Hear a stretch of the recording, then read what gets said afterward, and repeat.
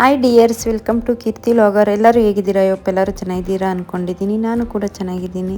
ನಾಳೆ ಚಂದ್ರಗ್ರಹಣ ಇದೆ ಅಲ್ವಾ, ಅದು ಎಷ್ಟು ಗಂಟೆಗೆ ಸ್ಟಾರ್ಟ್ ಆಗುತ್ತೆ ಮತ್ತು ಮುಕ್ತಾಯ ಎಷ್ಟು ಗಂಟೆಗೆ ಅಂತ ನನಗೆ ಗೊತ್ತಿರೋವಂಥ ಇನ್ಫಾರ್ಮೇಷನ್ ಕೊಡ್ತೀನಿ. ನಮ್ಮ ಭಾರತದಲ್ಲಿ ಇದು ಮೊದಲನೇದು 2026 ಮೊದಲ ಚಂದ್ರಗ್ರಹಣ ಆಗಿದೆ. ನಾಳೆ ಪೌರ್ಣಮಿ ಬೇರೆ ಇದೆ, ಹೋಳಿ ಹುಣ್ಣಿಮೆ ಬೇರೆ. ಹೋಳಿ ಹಬ್ಬ ಮಾಡೋರಿಗೂ ನಾಳೆ ಹಬ್ಬ ಬೇರೆ ಇದೆ.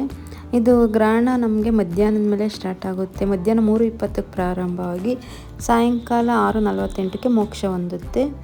ಇದು ನಮಗೆ ಚಂದ್ರಗ್ರಹಣ ಕಾಣಿಸೋದು 12ರಿಂದ 13 ನಿಮಿಷ ಮಾತ್ರ. ಆ ಟೈಮಲ್ಲಿ ನಾವು ಊಟ ಮಾಡಬಾರ್ದು. ಮತ್ತು ಮಕ್ಕಳು ವಯಸ್ಸಾದವ್ರು ಬೇಕಾದ್ರೆ ಊಟ ಮಾಡ್ಕೋಬೋದು. ನಾವು ಮಾಡಿರೋಂಥ ಅಡುಗೆಗೆ ದರ್ಬೆ ಆಗಿರ್ಬೋದು ಇಲ್ಲ ತುಳಸಿ ಎಲೆನ ಹಾಕಿ ಇಡಬೇಕು. ಮತ್ತು ಗ್ರಹಣ ಹಿಡಿದಂಥ ಟೈಮಲ್ಲಿ ಓಂ ನಮಃ ಶಿವಾಯ ಅಂತ ದೇವ್ರ ಜಪ ಮಾಡಬೇಕು, ತುಂಬ ಒಳ್ಳೆಯದು. ಮತ್ತು ಗರ್ಭಿಣಿಯರು ಮಕ್ಕಳು ಆದಷ್ಟು ನಿಗಾ ವಹಿಸಬೇಕು.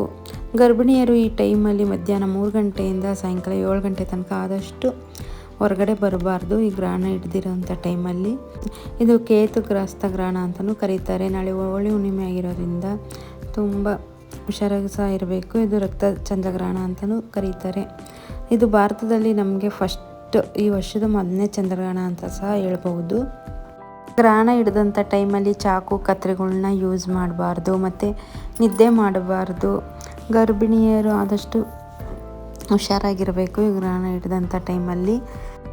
ಗ್ರಹಣ ಹಿಡಿದು ಬಿಟ್ಟಾದಮೇಲೆ ನಾವು ನೆಲ ಮನೆಯೆಲ್ಲ ಒರೆಸಿ ದೇವ್ರ ಪೂಜೆ ಮಾಡಿ ದೇವಸ್ಥಾನಕ್ಕೆ ಹೋಗಿ ಬಂದರೆ ತುಂಬ ಒಳ್ಳೆಯದು. ಮತ್ತು ಒಂದೊಂದು ರಾಶಿ ಮೇಲೆ ಈ ಗ್ರಹಣ ಪ್ರಭಾವ ಬೀರ್ಬೋದು. ಆ ರಾಶಿ ಬಗ್ಗೆ ತಿಳ್ಕೊಂಡು ಅವರು ದಾನ ಮಾಡಿದ್ರೆ ತುಂಬ ಒಳ್ಳೆಯದು.